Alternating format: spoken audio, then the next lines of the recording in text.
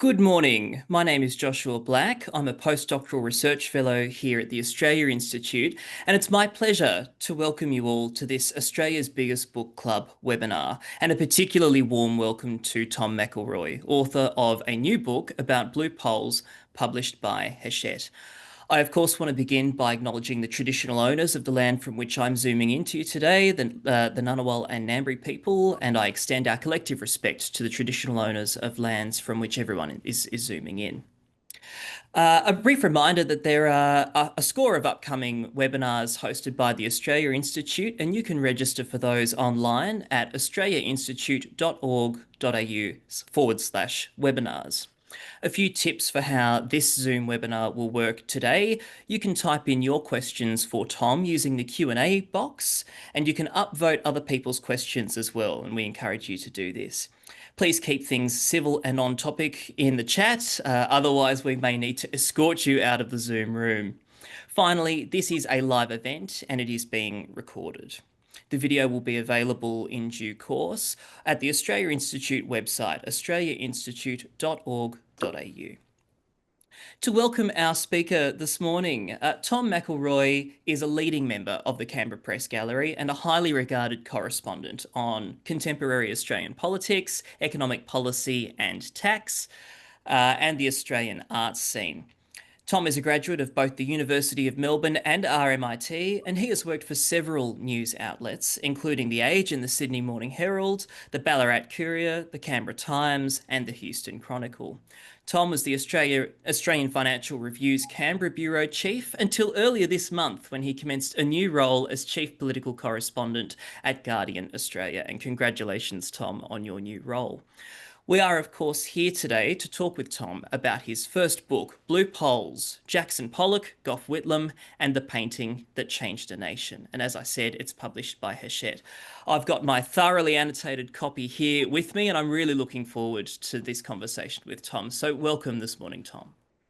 Thanks, Josh. It's great to be with you. I'm thrilled to be doing this event. Thanks for everyone who's come along and for the Australia Institute. And I'm on Ngunnawal and Ngambri land as well, and I pay my respects to their elders.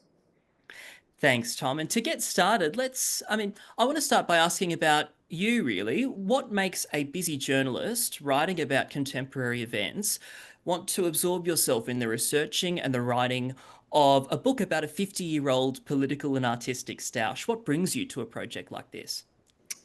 Oh, it's a great question. I think the first thing I would say is sometimes the dreary state of modern politics suggests that we should look elsewhere for a bit of inspiration, particularly in the arts and the creative industries. Yes, as somebody who tracks politics day to day, and I'm sure lots of our participants today do the same, it's been really fun for me to look back a long way and kind of learn about this story from 50 years ago. For me, the confluence of themes is the political, the artistic. Obviously, Blue Poles is an incredible example of Jackson Pollock's work, and there's a pretty rich cultural history behind it, to say nothing of Pollock's personal biography. But also, it's a real Canberra story. You know, the painting is really the kind of beating heart of the National Gallery here in Canberra, a place that I love. And I think it brings a lot of people to this place and really enlivened the culture of the city. So as an adopted Canberran, or a transplant, I guess, that was kind of my starting point, those areas all overlapping. Fantastic. So many of us here and so many of us in the Zoom, I imagine, are adopted Canberrans as well. You mentioned Jackson Pollock's life, and I wonder if you could perhaps tell us a little bit about the man behind those infamous blue poles. Yeah, it's an amazing life story. He was born in a place called Cody in Wyoming at the early part of the 20th century, youngest of 5 brothers.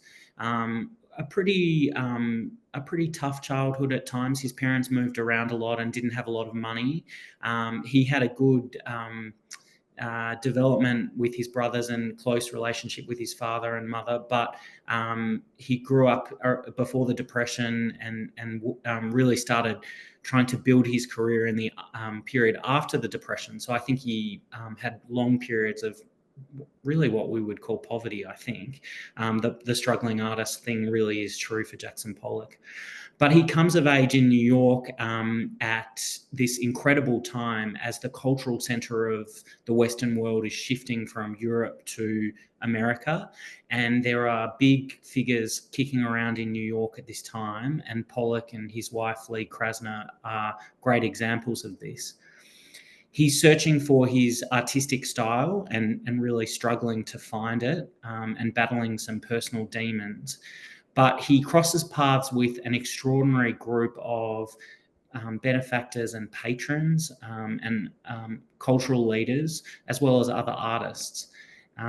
People like Peggy Guggenheim, who was one of his big supporters, artistic contemporaries like Willem de Kooning. Krasner herself is at the forefront of the New York school. And in this close to the end of his life, sort of the last 10 years of his life in the late 40s and early 50s, he stumbles on what we really know him for today. He called them all-over paintings. They're often called drip paintings as well. But he kind of breaks through in the peak of abstract expressionism and paints a series of works that look quite similar to Blue Poles, a real departure from his earlier work and from what other people were doing at the time. And he has some commercial and critical success. He has some real flops as well, it must be said. But yeah, and then his addiction to alcohol really contributes to his death in the mid-1950s in a car crash. All of this is about 20 years before the Blue Poles controversy comes to Australia.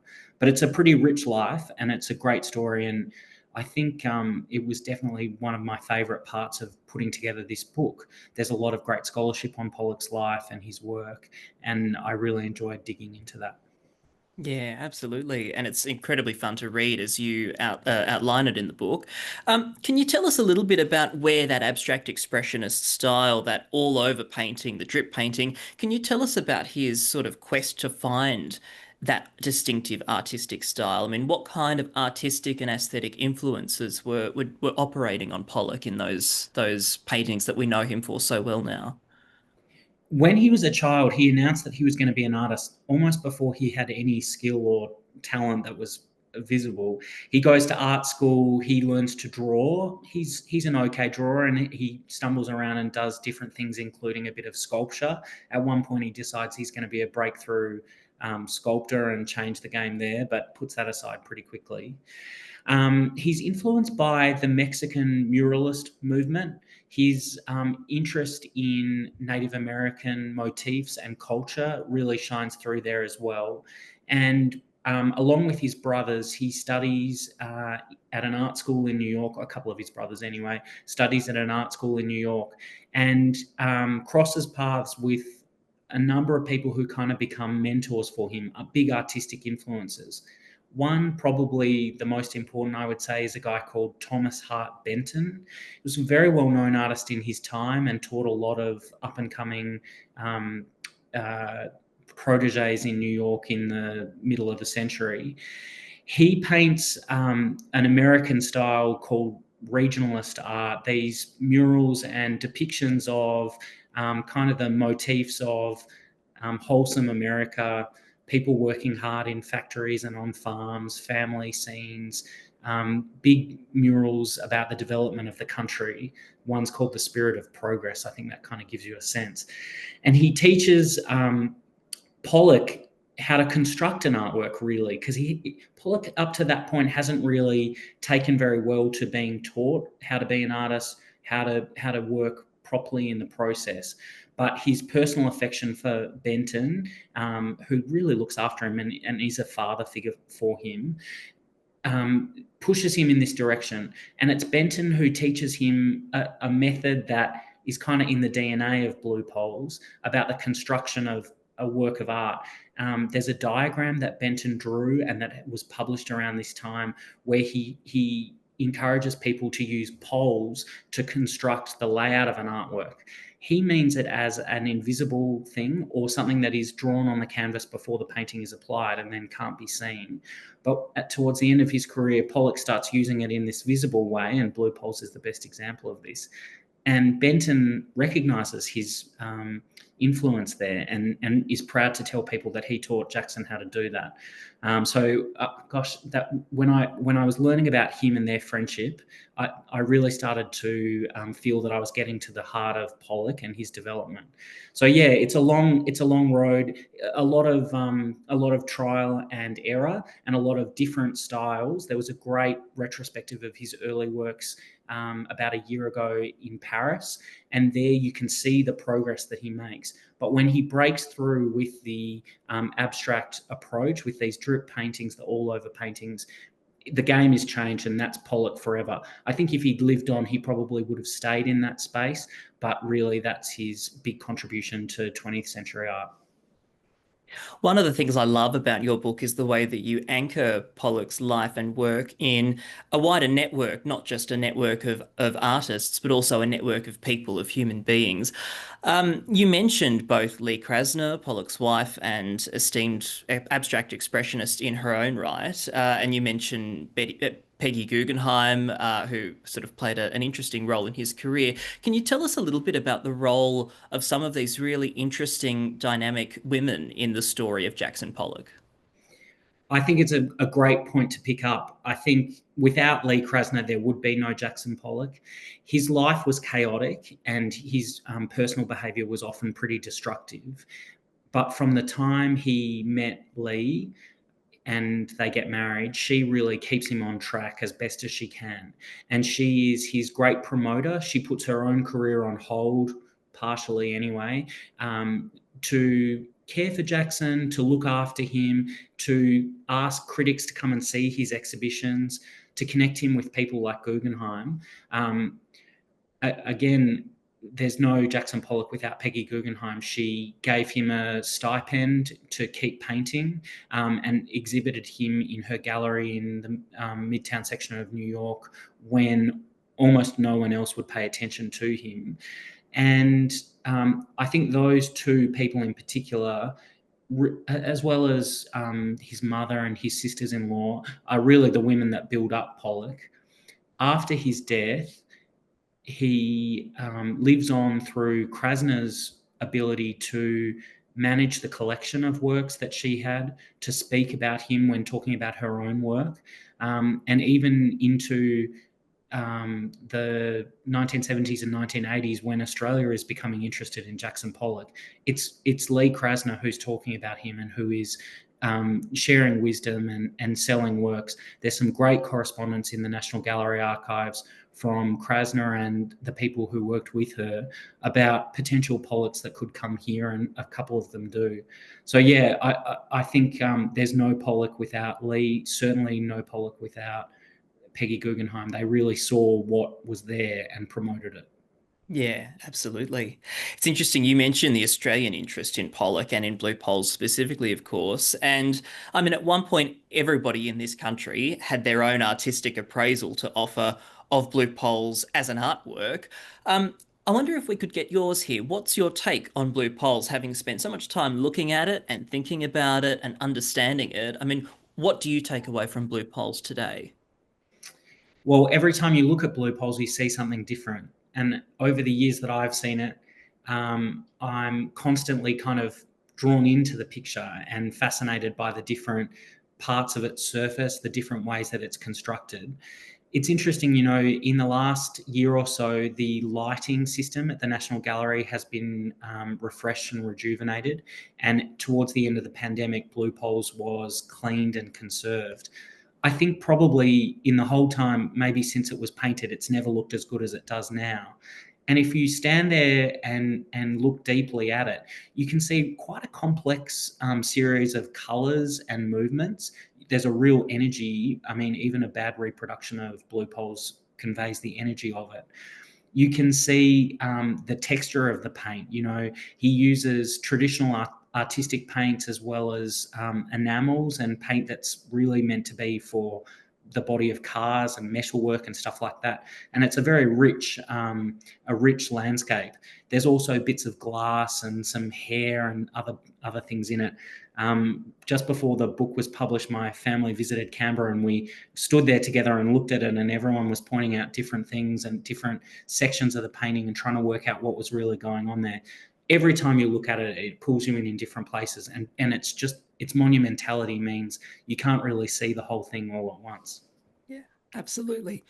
One of the things that sort of always grabs my attention when I'm looking at loopholes is just its sheer depth. I mean, the layers of paint kind of give it a topographical map kind of quality, that the sheer layers of paint just leap off the surface at you, and it's incredibly arresting.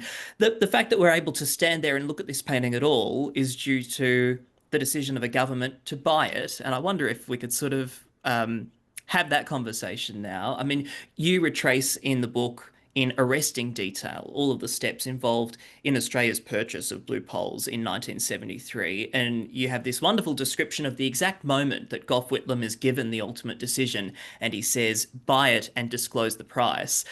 Can you tell us a bit about how that classic piece of art came to live in the National Gallery? Yes, Gough Whitlam gets a lot of the credit for it, but I think there's a more complex story underneath the surface. And I think it really begins with the appointment of James Mollison as the first acting director and then the director of the National Gallery. He started collecting artwork for the building that we all know today in Canberra more than 10 years before it was built. And one of the things that he did was speak to friends and colleagues overseas and agents overseas and explain to them that there was a budget here in Australia and an appetite for a leading sample of the great artworks of human civilization, artifacts from the ancient world, cutting edge modern artworks from the present day. He wanted everything.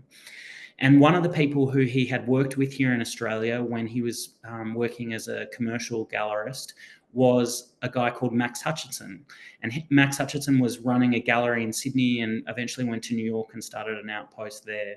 And we see correspondence from Mollison to Hutchinson about artworks that might be available, things that the Australian collection probably needs.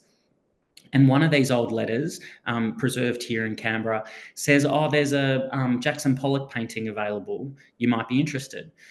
The first one that they look at is a smaller one that was owned by a family, painted before Blue Poles and mostly red in colour.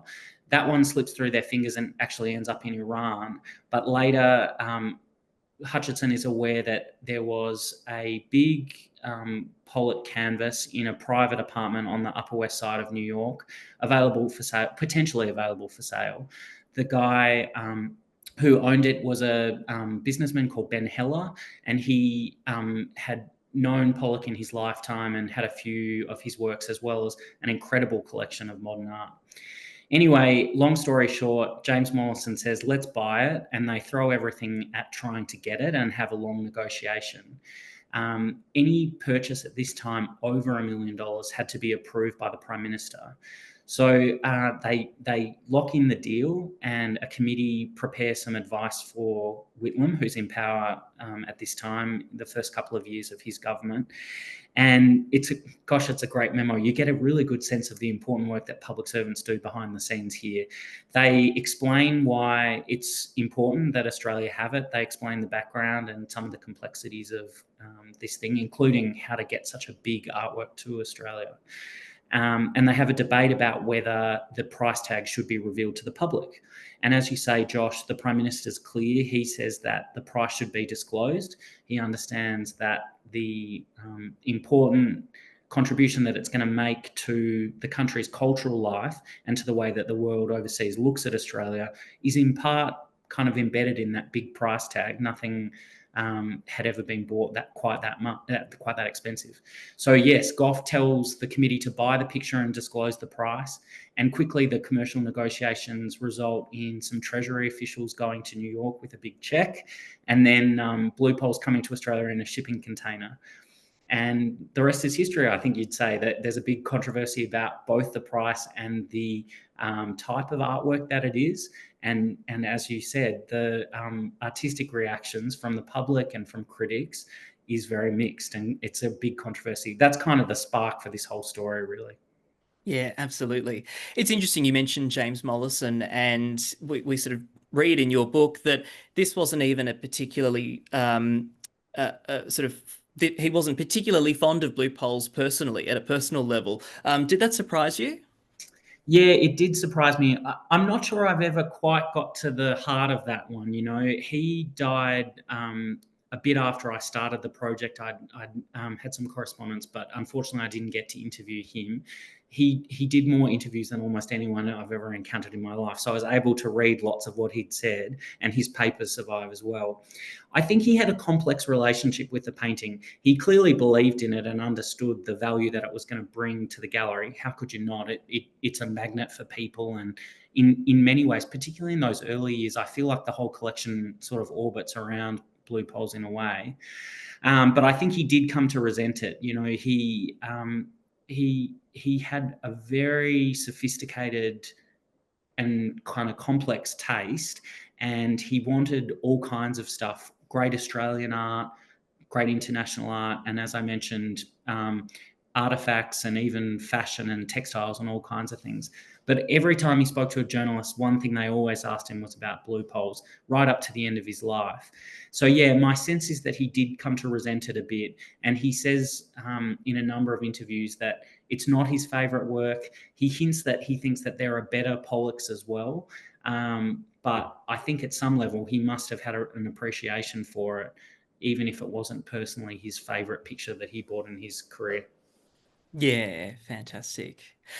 You mentioned the enormous role that the people who acquired Blue Poles hoped it would play in the cultural life of Australia. The subtitle of your book is The Painting That Changed a Nation.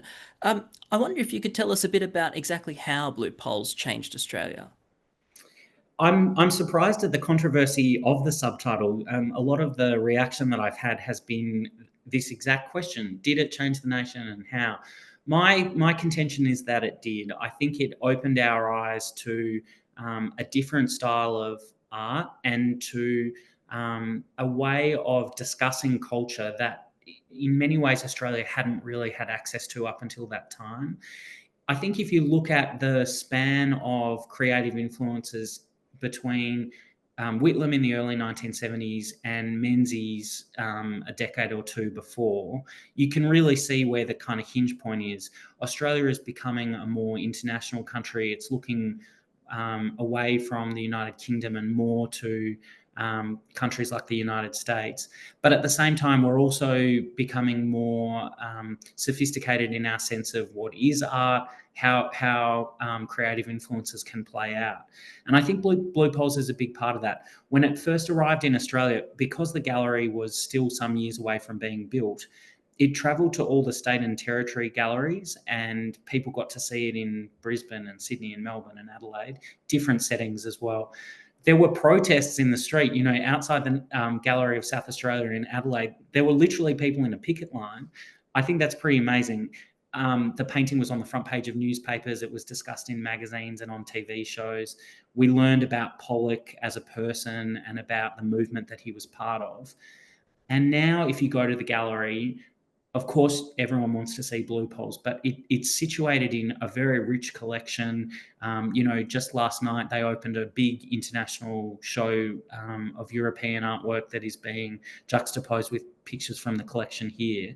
I think it put us on the map in a way. I think it's undoubtedly true that it changed the country, and I'm very eager to have that argument with anyone that wants to argue with me. Yeah. I mean, speaking of arguments, you mentioned both the pickets, the protests, the newspaper coverage that accompanied the announcement. I mean, can you tell us what some of the specific grievances were that people had with the purchase? I mean, what exactly was the problem? Was it just the price, or was there more? Was there more that they were taking umbrage with? I think plenty of people took umbrage with the price. You know, this was a difficult time for the economy, and obviously the Whitlam government was going to have some political headwinds coming at it in the years that followed. And there was a legitimate debate, you know, should the federal government be spending this kind of money on art, or should they be investing in schools and even things like proper sewerage and civil infrastructure for the communities that we lived in? I think Whitlam showed that you could do both at the same time. The artistic debate is interesting as well. I think a lot of people couldn't really find blue poles accessible because they didn't understand abstract art. Totally fair enough. And I think plenty of people still today probably don't love it as a style. I think when I look back, probably the missed opportunity was to give proper explanation of what this thing was about and what Pollock was on about. That might have helped. Plenty of people tried very hard, and Mollison did a great job of doing that, and Whitlam as well. He had real pride in going up against the people who opposed the painting, and I think he did a good job of out-arguing a lot of them. But yeah, it you know, all of the usual cliches. My 3-year-old paints better than that. You know, every criticism you can imagine. Paul Hogan, the Hollywood actor, is photographed in front of the painting holding his nose and giving a thumbs down. So there was kind of a tabloid debate as well. You can understand why not everybody loved it. Even people that don't love it today, I think, can appreciate why it's an important piece of work and why it's important that we have it. It's the fun of Blue Pulse, I think, and really the fun of art. It's kind of an endless debate. You can pick what you like, pick what you don't like, and explore everything in between. Yeah, absolutely. It is an endless debate, but I wonder if you could tell us whether you think Australia's arts and cultural policy has evolved or grown up a bit since then. I mean, you write about arts and cultural policy regularly at a contemporary level. How far has Australia come since this brouhaha in 1973? Brouhaha is a great description for it. In some ways, I think we're leaps and bounds ahead, and in other ways, I think we're not that far away. You know, Anthony Albanese, as an example, is very proud of talking about Blue Poles and the contribution that Whitlam made. But we haven't seen a prime minister since then who really believed that arts needed to be at the centre of government policy and to help explain the country to itself and challenge ideas about Australia. That being said, there are regularly big purchases for the collections, the national collections and state and territory galleries, far exceeding the price that was spent on Blue Poles. And I think generally, as a community, we've got a more sophisticated understanding of why arts is important. I think the political debate probably holds us back a bit. You know, the current government is investing a lot in arts, maybe doing it in a less high profile way than some people would like, but they're in touch with the creative community. They understand the economic contribution that it makes to the country. I think there's a bipartisan agreement there. That being said, probably we're due for another kind of energy injection in the arts. I think a lot of artists struggle to make a crust, and that's a difficult thing. And I think plenty of people would say you could adjust tax policy and other things to promote the arts better. It takes the vision, it takes political courage, I think, to explain it. Labor's got a big majority. They might impress us in the coming years. Yeah, absolutely. I mean, if I could sort of pick up this thread of arts policy and sort of take us right back to the very beginning in terms of the early part of Jackson Pollock's career, you describe in the book the role that the state, the American state, played in making somebody like Jackson Pollock possible, particularly during the Great Depression. Could you tell us a little bit about just how important those Depression era jobs for artists programs were for the making of a Jackson Pollock? Yeah, it really shows the span of this thing, how far back its origins go. In the Depression era, the US president talked about the importance of giving artists a living wage and promoting the cultural life of the United States. There were programs like the Works Progress Administration. They were essentially make work schemes to keep people employed and connected with society. And the artistic legacy of that era is huge. You know, public buildings around the United States are adorned with murals and artwork that were taxpayer funded at the time. And people like Pollock and Krasner and Mark Rothko and all these huge names of art benefited from government assistance. Some of the stories around kind of the job requirements to be part of that program, in particular in Pollock's case, are hilarious. He was a bit of a, I guess in the modern parlance, we'd call him a hot mess. He struggled to kind of meet the requirements of getting that paycheck a lot, sometimes failing to show up on time or submit his artworks on time. But without that program, probably Pollock wouldn't have been an artist. So we see a great span there. And it shows, I like to use it as an argument for proper investment in the arts, proper support for practicing artists, even the ones that aren't going to be the big names of art history or have the big works in public or private collections. There's a importance, I think, in giving people the opportunity and the space to create. And it's hard for governments to explain, but it's so important. I think the media has a big role in this. We're very critical of people sometimes if we don't understand what they're doing, or if they're wading into potentially problematic cultural or politically sensitive areas.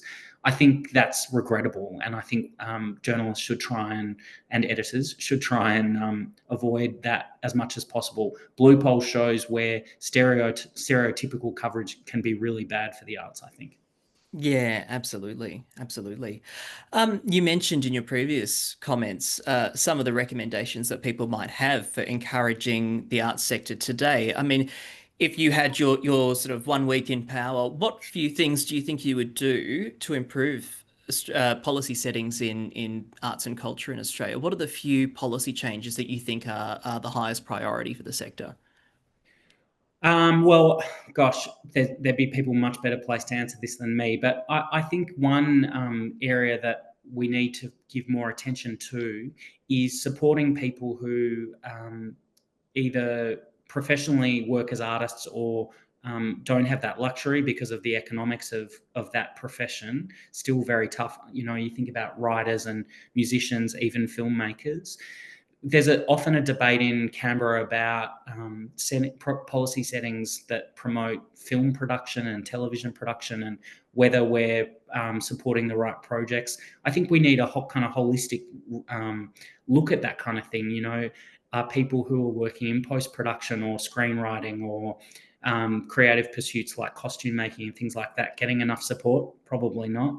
So visual artists are a big part of that, but it's a important part of the economy as well, more broadly. So yeah, I think I would certainly increase funding and funding for public art as well. If I had a magic wand, I think that's where I would start.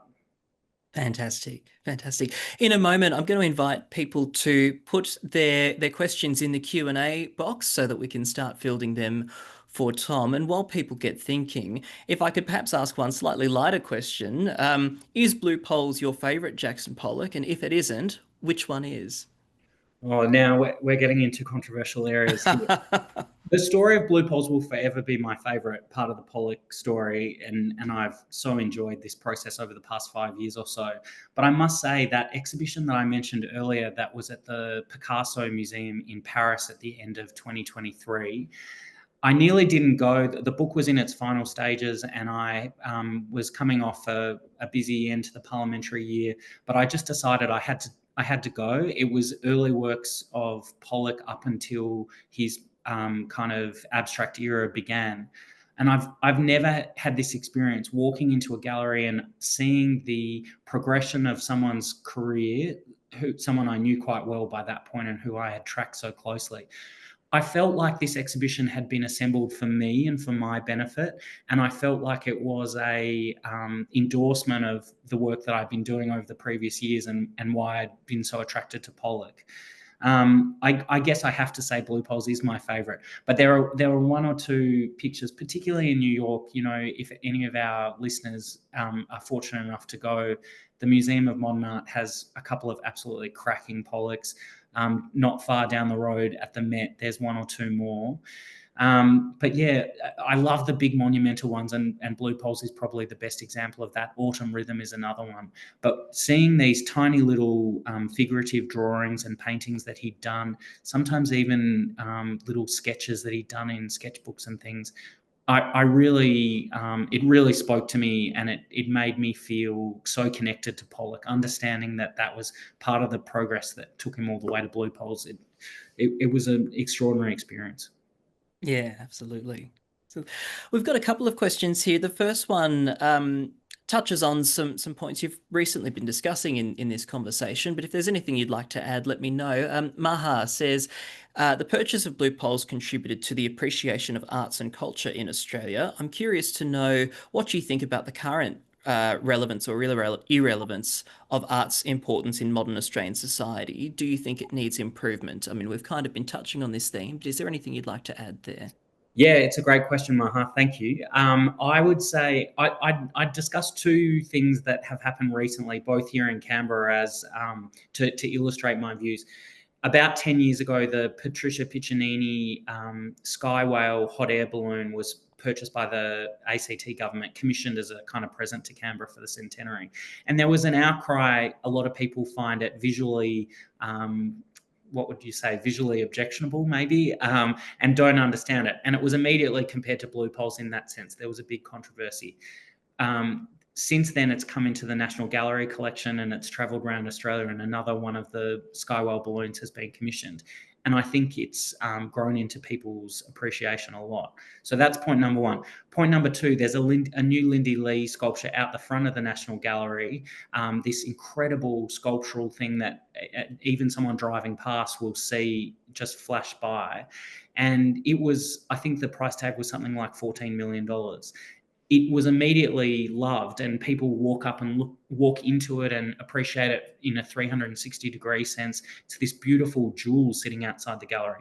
So look, I think the examples show that just because something isn't necessarily beautiful to everyone, it can be appreciated. And equally, as a country and commentators and media and arts people in the arts community can understand why we sometimes need to spend big money to have things that can enrich us in a cultural and creative sense. So look, I'm still on that journey with Blue Poles and with other public art purchases, but I think as a country, we're heading in the right direction broadly. That's fantastic. I think the comparison with Piccinini's Sky Whale is a really interesting one. I mean, these are such uncanny pieces that the parts all seem recognizable, but together they don't seem to quite make sense. And that's where that disturbing quality comes from, I think, isn't it? Yeah, absolutely, absolutely. Linda has a fantastic question here. Is there a chance that Blue Poles will again tour the major cities? What are the major issues in touring such valuable works of art? More broadly, we have regional galleries that could benefit from touring National Gallery artworks. What do we need to do to ensure that they can do that? I know this was an element of the National Cultural Policy in 2023, the Revive Australia. I wonder if you could tell us a little bit about that and whether you think there's more to do. Linda, I think it's a fantastic question. Yes, the National Cultural Policy Revive put in place by the current government includes a big touring program for the national institutions. Some of the great artworks from here in Canberra are visiting state and regional galleries every day. Skywell is an example of that, but even some of the Monet paintings that are here in Canberra, I've seen go on show in small regional places. I'm not sure if Blue Poles would be able to be part of that. I think perhaps the logistics of moving such a big picture around and having the right setting for it in different places could be a challenge. But I've asked the gallery director the same question in an international sense. I think it's about 10 years since Blue Poles last went overseas. It was included in a retrospective in London. Nick Michevitz, the boss of the National Gallery, is of the view that it will travel again, that subject to the right request, it could go overseas. It's got a huge insurance value, and anytime it moves, it requires a lot of careful management. I don't see any reason why it couldn't be on show at one of the state or territory galleries in future. Probably they should do that. That would be better than it going overseas. I think the most recent example is the National Gallery in Victoria, but don't quote me on that. It's possible it's been somewhere else. But yeah, I think it'd be great for it to be back in Brisbane or back in Adelaide or Perth, where people who might not get the opportunity to come to Canberra could see it. It would be difficult, but not impossible, I think. We've been talking briefly about Revive, and the next question from Andrea is another great question, and it goes to an earlier Labor government's national cultural policy. Andrea asks, what about Paul Keating's Creative Nation vision or Creative Nation idea that was interrupted, I suppose, by his departure from office in March 1996? What can you tell us about Creative Nation and what that might have done, or what it did begin to do to shape arts and cultural policy in Australia? Yeah, I think Creative Nation is a great example of the sometimes fraught politics of the arts and how the electoral cycle can interrupt and distort the way these policies play out.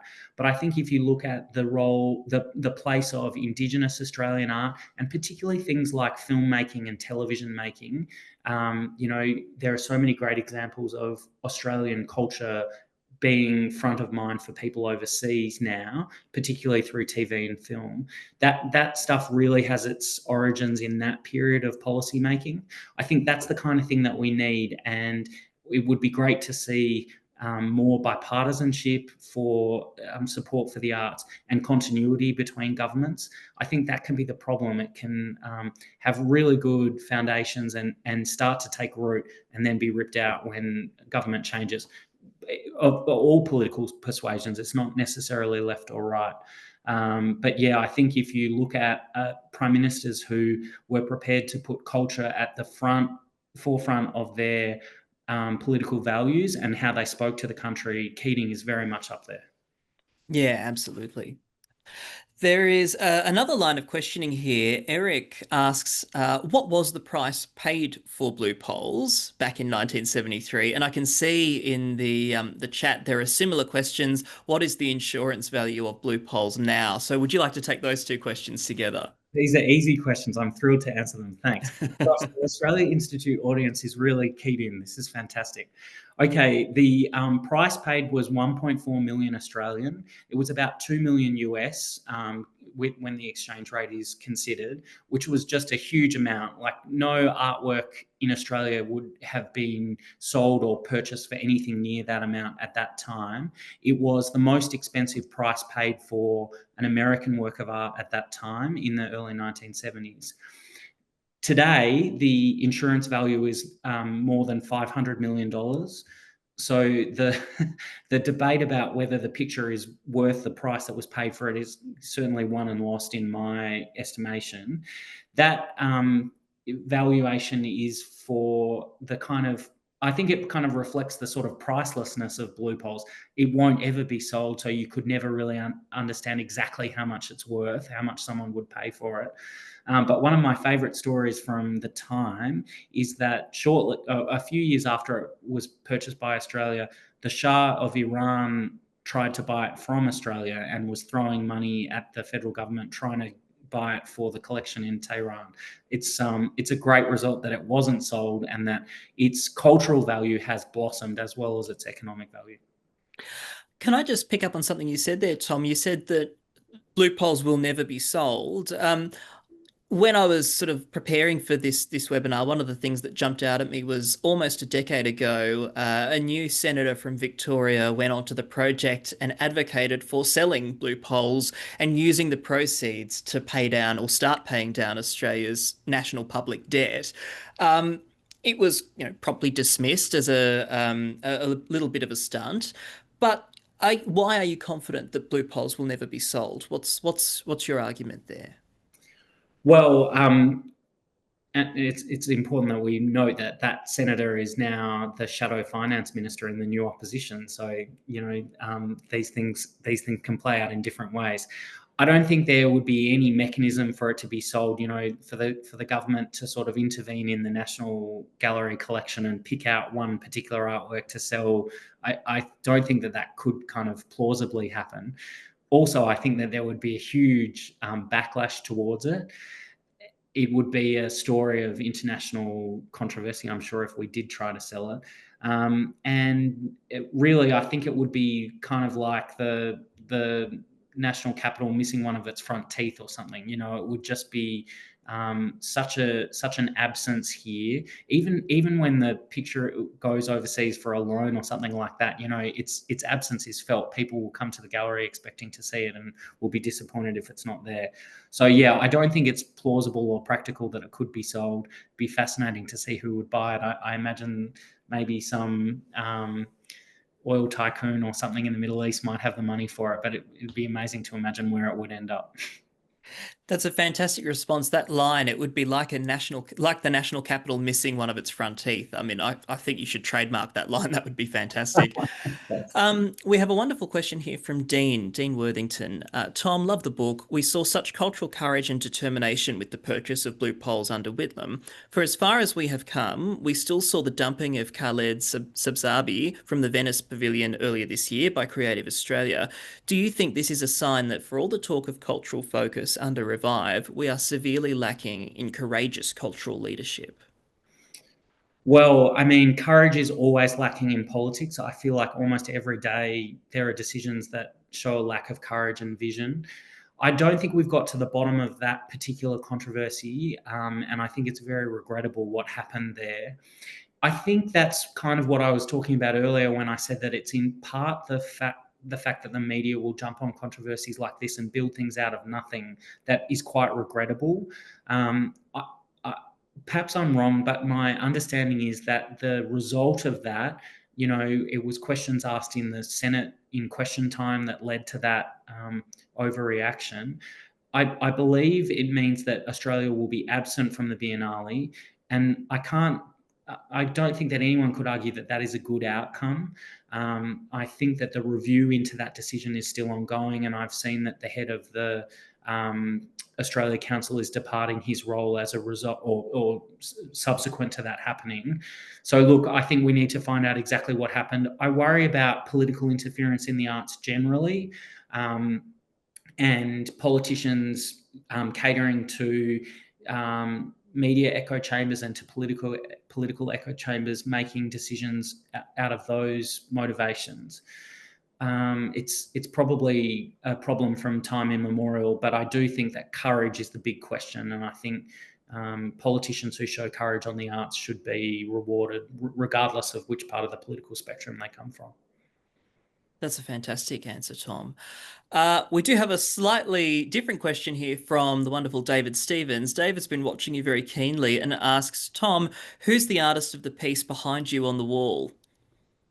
Oh wow, David, you're testing my knowledge. I'm going to have to take that one on notice. I actually don't know, but I think I know it's a gift from my my partner's parents from their travels in Alice Springs. So I think it's an Alice Springs artist. I'm sorry, David, I don't know off the top of my head.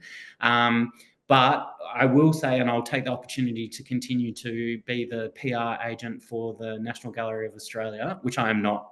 I'm being facetious. But next time people visit the National Gallery, the Indigenous collection has just never been better, and the Indigenous Memorial has been relocated to the gallery right next to where Blue Poles is. It's a drop punt from Blue Poles. You see this extraordinary installation of Indigenous art. I'm sorry, I don't. It is a beautiful work. I'm sorry, I don't know the artist off the top of my head. If anybody has any final questions for Tom, please feel free to pop them in the chat.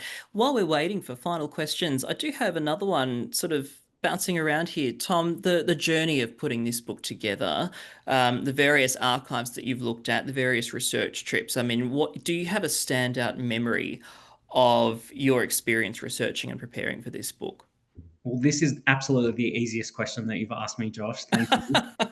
The standout memory is a very cold December day in Springs in New York, about 3 hours out of Manhattan, and pulling up in the driveway of the Pollock Krasner house, which is preserved there, and seeing with my own eyes something that I'd seen in photos so many times. Pollock's preserved studio, a US historic site preserved for the cultural interest of the United States, and meeting the director of the Krasner Center. She took us into the studio, which is a converted barn, and we had to take our shoes off and put little kind of sort of like a shower cap thing on our feet in order to walk into the studio. The floor of the studio is like a Pollock painting itself. There is the remnants of his creative process on the floor there, and you can walk across it. And they've used artificial intelligence to match the colors of particular paints there on the floor to specific artworks. So she was able to take us to a particular point in the middle of the room and say, this is the marine blue from Blue Poles. This is where it was painted. This is where it was created. It was one of the extraordinary. It was the peak of this whole process, and I was so thrilled to be able to go there and see it. And if ever anyone's in New York and wants a day trip out to Long Island, out to the Hamptons, particularly in the summer months, it's quite easy to visit the Pollock house, and I'd really encourage you to do so. That's fantastic. Absolutely fantastic. Well, I think that might be just about all that we've got time for today, Tom. If everybody could please thank Tom for this amazing journey through the story of Jackson Pollock, Blue Poles, and, as Tom says, the painting that changed a nation. Thank you all for coming along and for these absolutely fantastic questions. Please don't forget to subscribe to the Australia Institute on YouTube, and this webinar will be available there in due course. And also to subscribe to our podcasts, Follow the Money, Dollars and Cents, and After America. Thank you very much for tuning in, everyone, and we'll see you next time. Thank you. Thanks for watching.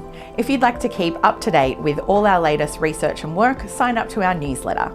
Delivered every fortnight, it includes behind-the-scenes updates from Richard Dennis, an exclusive cartoon from Judy Horacek, details for our upcoming events and webinars, as well as explainers, graphs, and not to mention the latest cutting-edge research and analysis from the team here on the key issues that are facing Australia.